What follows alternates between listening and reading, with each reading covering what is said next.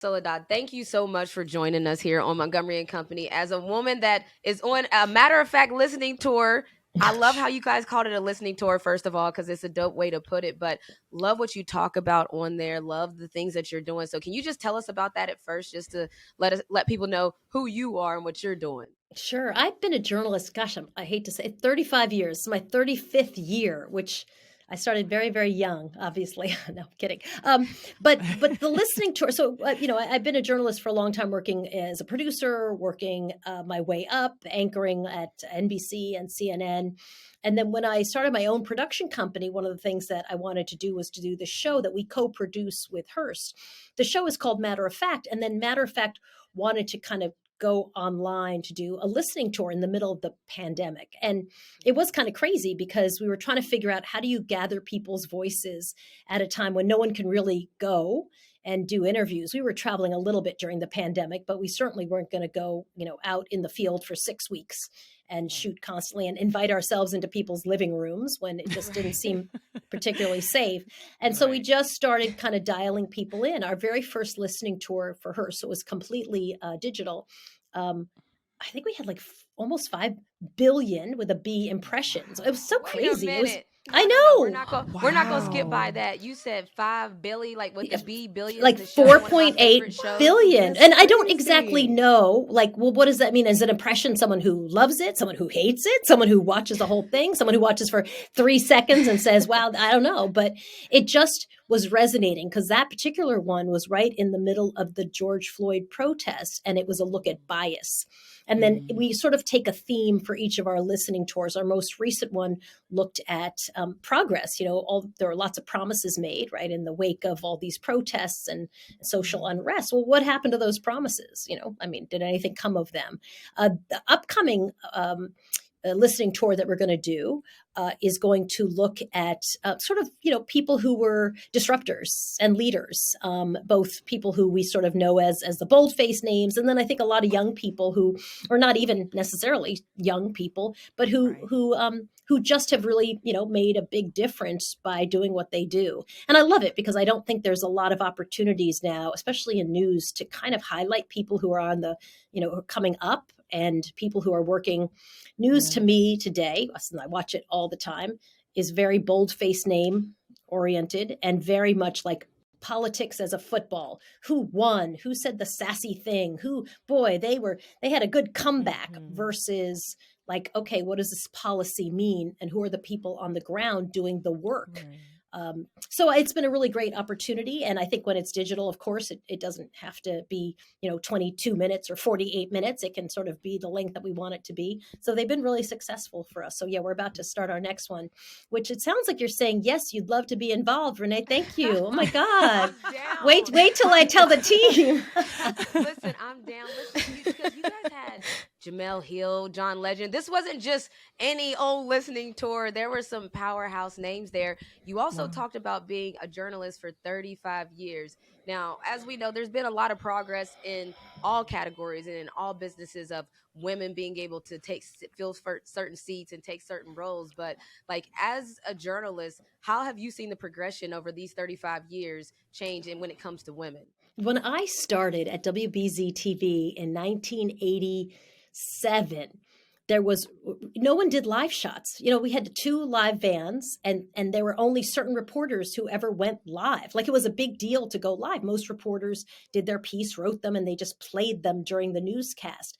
Now, by the time I was at CNN, I used to anchor shows live, just out in the field, 11 hours. I remember once my boss brought us ice cream. I'm like, 11 hours and you're bringing us, we get ice cream? feel like that's... Can I get a steak, please? Yeah. I was going to say, a steak is a potato. At least, right? To your ribs. Exactly. Right. So, that is just one, the way technology has changed and allowed us to do that. And also how much smaller it's gotten. The idea that we could even do this and kind of beam everybody. This is basically like CNN, right? Video and audio and a control room. That's pretty amazing. And so I think it's opened up a lot of opportunities. I always tell young people when I'm talking at colleges, like, if you want to do a podcast, start doing one. Even if you have 6 people, your mom, 2 of your aunts, a friend, 2 of your teachers, like, go do it because you have this great opportunity with very accessible, inexpensive technology. And then by the time you've done your 100th show, you might be getting a real paying gig, and you'll have a lot of experience. So I think that that's also been a big shift. But in a lot of ways, some things have not changed. There was an article the other day, a woman wrote, a New York Times columnist, and her whole perspective was, as a white woman, and how come lived experience is so important? How come I can't talk about, issues around disabled people or Black people? And you're like, who said you couldn't? What? Like, what are you even talking about? And so it seems like we're back on this, it's a little bit of a backlash of, I would call it like, the politics of being whiny about, I'm being canceled. I'm not allowed, people holding press conferences talking about they're being canceled. You're like, you're not canceled. What?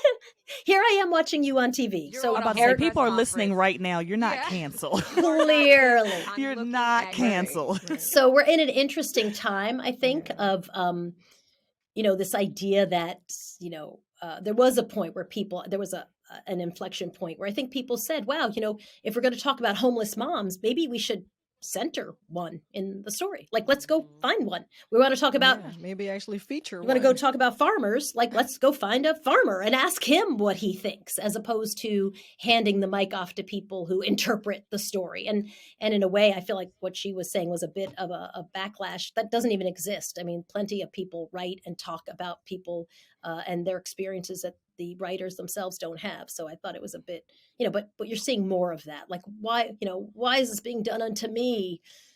As a privileged person with a brand new column in the New York Times, why am I being silenced? That's interesting. You bring up go ahead, Serena.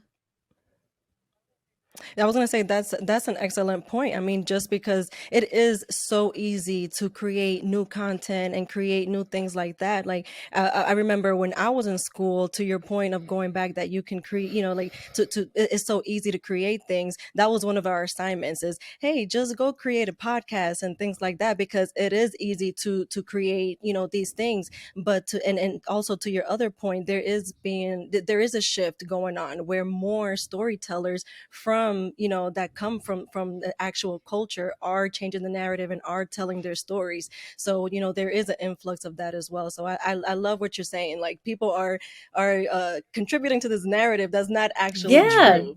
Because for ages and for years, people have been talking about other people, and the people who actually come from the experiences don't actually get to tell their own. What we started doing on Matter of Fact, which was really great, because I love that my executive producer really thought about it. We were doing a story on why millennials don't vote. And we had a very nice man, 55-year-old white guy who'd done a lot of charts and, studies. And we were both like, we probably should also just find a millennial and ask her why she doesn't vote. Like, literally, find one, a source. And they can be together, all right, on the set, talking about, one guy gathers data, one person has lived experience. I mean, and they both could add value. And so I think the idea, we've tried with the show very hard to make sure that we examine our own biases. Like, why did we love the guy who had the data? Why did we not immediately think of the millennial? I mean, it's kind of ironic, right? Like, we could just say, why did you not vote? I mean, not that hard. Exactly. But that's exactly. Like just ask. In just the grand scheme of government and politics, it seems like there's always those kind of layers of, there's a simpler route that we all can see that's not being taken in a lot of different ways. Like, man, there's this huge problem and everybody can see, well, there's this huge solution, but there's always layers to how to get to that solution. And sometimes it is data driven when there's a very simple mindset. Now, you talked about CNN earlier, that you started working for them, and a lot of people know that CNN Plus had a lot of energy behind their platform. Heartbreak. It's such a heartbreaker because, my first thought was that all the people that were looking forward to their new gig or looking forward to having a new experience and start fresh, for it to just stop. I think I read something like 300 million was put in, and then they had to just shut it all down. What happened? I'm just curious. Like, what do you think happened? I have lots of friends who work there, so it's just such a heartbreak for me. And as somebody who has been fired off of shows and has had shows canceled, it's never easy. It's brutal. It's painful. It just sucks. There's no way to put it, but it just sucks. It looks like there was actually a very good write through. I think it was in the New York Times, kind of behind the scenes. And of course, with the merger, it sounds like, I'll give you a paraphrase of it, that Discovery, that was going to buy CNN, was not really excited about another streaming service. Remember, there is Discovery Plus already as a streaming service, and then HBO Max is a streaming service. And one of the challenges, it sounded like to me, and one of the thoughts that I had originally when they announced it was, I think CNN is known for breaking news, right? That's what CNN does great, when there's news and breaking news. But they can't put that on the streamer, because that's CNN's product already that is sold elsewhere, right? So it would be like, playing for a basketball team and then saying, I'm going to go over here and play for them too. They'd be like, oh, no, you play for us. You can do other stuff for them. You want to, so then you start a knitting club, and everybody like, well, we don't want you in the knitting club. Like, we want you to play basketball, like that's what you're known for. So because of those, right, CNN has affiliates, so they can't just stream the news. People pay for those affiliate relationships. And so I think in some ways it was a bit of it was hard to sort of say, well, will people buy into the CNN that is not streaming news, that is things that are adjacent to news? I think they had some really interesting content and ideas, for sure. And they certainly didn't get enough time to try it all out. But I think that was a bit of a challenge. So Discovery, it sounds like it wasn't very into the idea in the first place, and they were buying it. And then when they saw the first numbers come back, where they had, I guess, fewer than 10,000 people watching, they just thought, like, let's just pull the plug now, as opposed to continuing to pour hundreds of millions of dollars into it.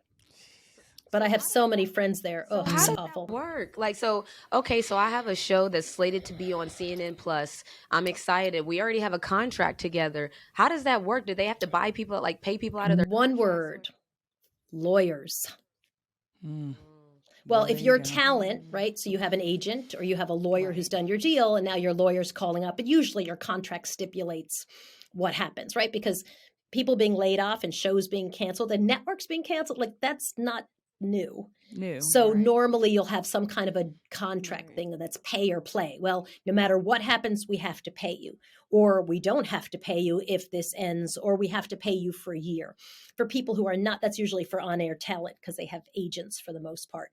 For people who might not have an agent, who are producers, often they've negotiated something already with their lawyers. Like, if I leave, I have to give 2 weeks notice. If they fire me, they owe me X amount of severance. And then there are lots of people who HR is offering a certain amount of severance to, which sounded, pretty generous. I mean, in the context of, you've just lost your job, which is horrible. Right. But I think they were offering 6 months of severance. The challenge is, of course, that, CNN is such a big name that you feel when you're signing on to that, you're signing on to, something that's like, right, or giant rock. Yeah. Yes, and so exactly. I think the fact that it went under so fast has just been so chaotic and scary. It's always scary in your industry. And so I think for a lot of people, it's just so upsetting. Yeah, because when you think about, like, not only just, the severance pay might be great, but if somebody left their job to go do that job, a lot of people did. Like, you can't just call your boss up like, hey, by the way, can I come back? I'm unquitting. Yeah. Like, you can't do that. So that was the first thoughts in my mind. I was even excited about the Carrie Champion and Jamel Hill. Oh, yes, right. But I was excited about Rex Chapman had a show that was going to be on there. So I was really excited to see what they bring. And even to the Jamel Hill and Carrie Champion, they had their stick to sports. And it makes me think about women in sports broadcasting, women in media. And this is the Title IX 50th anniversary. And so for me, when I start to think about, all right, of how many, this would be a good case study of how many of the people that had to get laid off because the network shut down or the platform shut down, how many women are going to be able to acquire jobs after that? Because it's really tough. Limited seats, and saw it with ESPN. So I'm just curious your thoughts on, how do you eradicate the situation where, we all have to share one seat? Or it's really hard. It's hard. The numbers aren't there, right? It's so what ends up happening is some people will be plucked and some will not, and some will go to other platforms. But yeah, you're exactly right. And that goes back to CNN being, the the stability and the rock is that the plan was for 4 years, I think $1 billion over 4 years. You hear that and you think, well, I'm going to jump, but I'm going to, I got a 4-year plan ahead of me, not a 3-week plan. And so, I mean, it's a big difference to leave a big job. I knew people who left jobs as network producers. Those are very hard to go back to. For me, the answer has always been in creating my own thing, to be able to, like, so that you can kind of, there are wins and losses and losses in that, right? Like, not everybody wants to hire you to do stuff, but I have really found that it opens up a lot of doors. But this is our 9th year running my company, which is called Soledad O'Brien Productions. And, like, it's hard. It's hard. No, I just feel old. Like, it doesn't feel like 9 years. It's like 9 years. Exhausting. But you're right. You can build something, right? And then you stuff yourself into it, and you're the producer, or you're the executive producer, or you're the talent, or you hire your friends, or so that has been a little bit of my solution, but it's just really hard work all the time. It's funny you mentioned that was it's your not solution. easy lifting. Yeah, and Serena and I just started Think Tank Productions last year for that very same reason, in the sense of how stories are told, what lens are they told through, because sometimes the narrative can shift in stories depending on who's saying it. And so always. we started to see that there's a lot of stories being told out there, and maybe that's not how that community would feel. And you start to see it, even the community saying, yeah, that's not us. We don't really fool with that. But it was just a piece that was created that there was really no representation in the piece. It was someone telling another person's story. So that's exactly why we started Think Tanking. We're also doing the same thing, like I love it. Stories ourselves and sitting in there. And that makes me think about just different spaces that, for you to be a woman in that company, in the production company, and us too. But I think about the different spaces of, you're in wealth and finance as well. So that's which I'm the non, that which is amazing. When I had the interview, it's this new radio show. And one of the things I did in my production company, it's called Everyday Wealth. And one of the things that I really found in my production company, in my life, has been, for me to understand something, I have to walk through it. Like, I can't just read a book and be like, oh, I totally got it. So when I wanted to do podcasts, I was like, the best way for me to do podcast is go do a podcast and figure out, and then listen to it and say, oh, I love it, or, oh, no, I don't. So I'd never done radio. And I got a request to do this radio show, but it was about finance. And what I know about finance is, like, I don't know much about but I said to them, if you're looking for someone to give financial tips, like, literally, I'm the last person you should ask. But if you're looking for someone to talk about wanting money to be leveraged into useful things, whether it's giving back to your community and living the life you want to lead, like that, I'm very interested in. And so I do the show with Jean Chatzky, who is a financial expert. So every time someone comes up with an acronym, I'm like, what is that? What is that? What is that? But I'm like, I feel the same in the VC world. It's like, okay, got it. Thank you. Right. Let me write that down. Thank you. But a lot of some of our best shows have. Right. But a lot of our, to me, we did a show where I talked all about trying to get my parents, who were getting very old and frail, into housing, and how much we screwed it up. Like, I had that conversation so late. So late. I see your mom trying to say something to me, and I wish I could hear her. I wonder if We can't hear you. No, I think it's hers. Oh, wow. We can't hear Snook. We can't hear you, Snook. I would love to hear her mic acting up. Yeah, that's too bad. She'll be just go to your computer. Yeah, my internet's been acting up too. But so my conversation was all about, I have 5 brothers and sisters, and when I would ask my mom and dad, who were immigrants to this country, who put 6 kids through school and then through college, and some through medical school and some through law, like they retired, they owned a house, like they were doing it just fine. We were solidly middle class, maybe even upper middle class a little bit. And then when I'd be like, okay, so are you guys good for like how we kind of see where you want to end up and where you want to live? We got it. They didn't have it. That was just a lie. They just didn't. That's an awkward conversation. No, I know it is, but you have to have it, because what's worse is the conversation when someone has dementia, like my mom did. My mom, the day we moved her out of the apartment she lived in into this like supported nursing home environment that was an apartment as well, beautiful. I mean, she just screamed and cried. Like, so that was horrible. I so wish that at age 70, when your parents can argue with you and push back and debate, we had said like, all right, so let's talk about where you're going to be. Let's talk about this. It's so much better to have that conversation than to wait till someone's scared and frail and sick and confused. And oh my gosh, we did such a bad job. So, like that to me is what I bring to the conversation about finance and wealth, because my parents had the money. Luckily, they'd saved the money, and I still messed it up completely. I still messed it up. It was a really difficult last year of their lives, and they died within 40 days of each other. And it was really hard. It just was heartbreaking. Yeah. And they lived a great life. I mean, but, I wish that I had just, figured out, when are we taking the keys away? When are we having the discussion about where you're going to live? When are we having the discussion about who you want to give things to? Like, it's awkward. Obviously, it's about death. It is. But wouldn't you rather feel like mom said specifically this and dad specifically wanted this versus just guessing? The reason why mom is smiling is because, and I cannot hear her, but I know why she's smiling, is because she tries to have these conversations with me all the time. And she tells me these things. I'm like, Ma, no. I was like, we're not doing that. No, we're not going to have this conversation right now. She tried to have that conversation too. See, that's why you're right. We know you're right. We know she's right. And it's like, I told Cole and them, they need to have that conversation with them. Yeah, she gonna put it on us. She gonna put it on me. I can't do it. I'm not built for that. See, she's crying the oldest. I don't like those conversations. I don't either. But who likes those conversations? Conversations about they're about death. You're right. Uncomfortable conversations that need to be had. They do need to be had. Because otherwise it gets so messy. I mean, and then it does. The number of people, I know so many people who don't have a will. How do you not have a will? You know what you put your family through, even if you don't want a will, what you put your loved ones who you leave behind through when everything goes into probate and they basically have to do the paperwork to get what they deserve. I mean, it's terrible.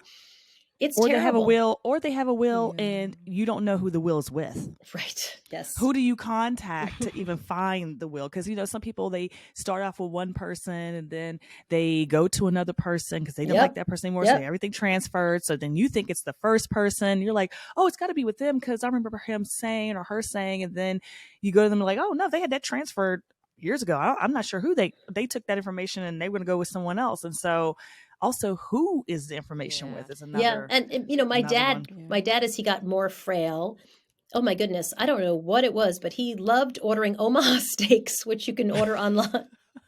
Literally, at one point, I had a entire freezer full of Omaha steaks. What? And because no one had control of their finances, right? He began to get a little unable to manage. Yes. And I wish but if I had been added when he was much younger, right? Just like, I'm just added. Just like I was added to theirs when I was 17 and 18 and had a little money and had a little checking account, right? They didn't just let me go wild. They were kind of like, yes, everything comes here to the house and we go through it. And so I wish that I had done that, because trying to get a hold of that when someone's 85 versus when they're 75 and willing to say, like, listen, my dad's welcome to order as many Omaha steaks as he wants. Go for it if that's what you want to do. But at that point, I didn't think that was really what he wanted to do. I think he was confused or pressured. And, I just wish that I had been involved at a really close level early. And then, of course, passwords, right? Like, do you want to try to break into someone's account, or do you want them to say, here's a list of all the passwords, here's all the accounts, here's roughly what's in all the accounts? And you can make yourself a person who gets notified. There's so many stories about people who, as they get older, get scammed. Someone comes in, next thing you know, they're marrying their nurse's aide, and giving all their property to them. That happens. Yes. So, and, there are ways to be involved in someone's account where you just get notified. Yeah, exactly. And I love what you said about that's what you had to. Can you guys hear me? Yeah, I can hear you now. Can y'all hear me? Okay. I think it's going in and out. Yeah.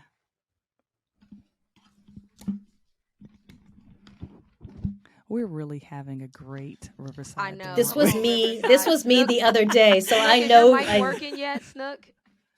Oh no, my goodness. Okay, so before we let you go, I want to just ask you one quick. No, we don't hear you now.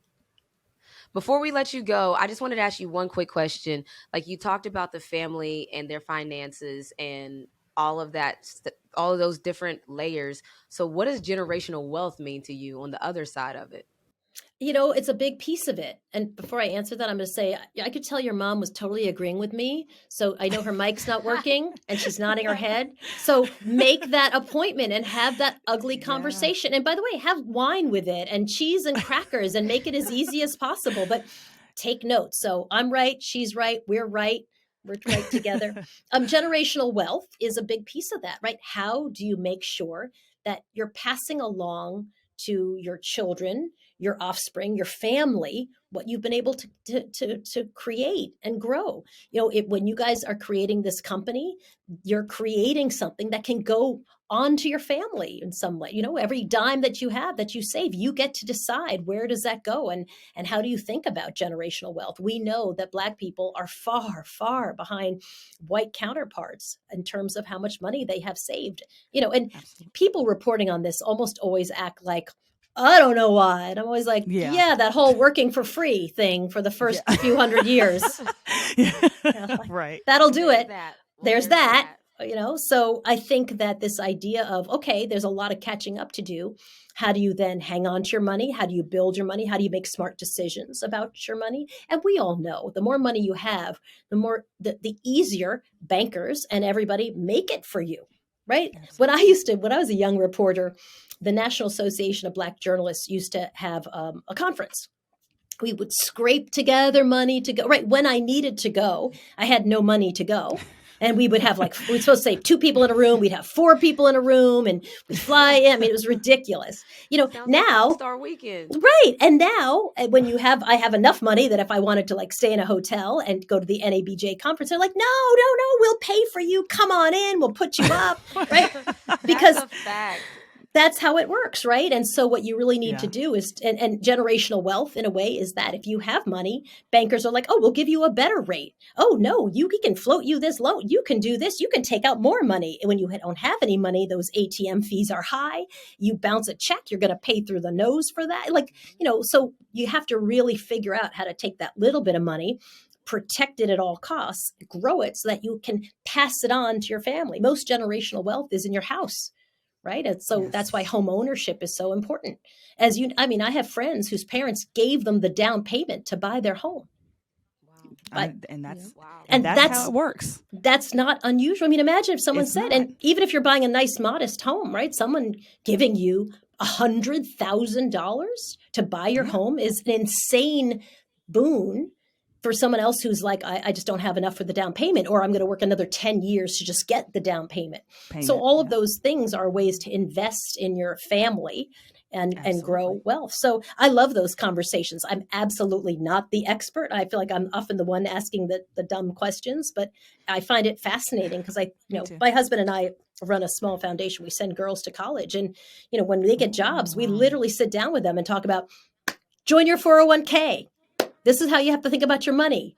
Now we're going to start investing. This is what, you don't need a job. You don't need a gig. You need a job. You don't need a job. You need a career. And you need a career to drive that long range wealth. That's what's really going to protect you and hold you through the downturn. So when CNN Plus, bails, you say, wow, that's terrible. It's going to probably take me about 6 months to get a new gig. I can live on my savings. I've put away money. I don't have to worry about not making my mortgage or not paying my rent, because you've lived within your means consistently. Listen, the Matter of Fact listening tour with Soledad. Am I pronouncing that right? Soledad? Yeah, Soledad, anything. Yeah.